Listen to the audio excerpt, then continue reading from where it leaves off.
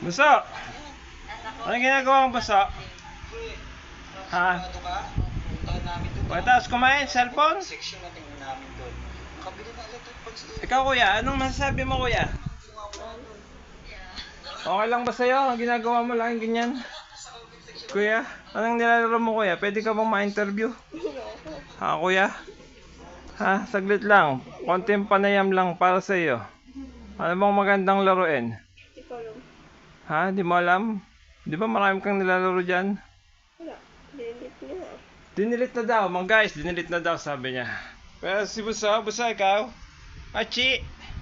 Ano masasabi mo? Si Mama, Mama, ano bang ginagawa mo lagi? Nanonood, nag-i-scroll lagi, bumibili sa TikTok, sa Lazada. Ganyan po ang laging ginagawa ng mag-ina ko guys. Kaya, kayahin nyo kami, isang masayang pamilya. Bye bye!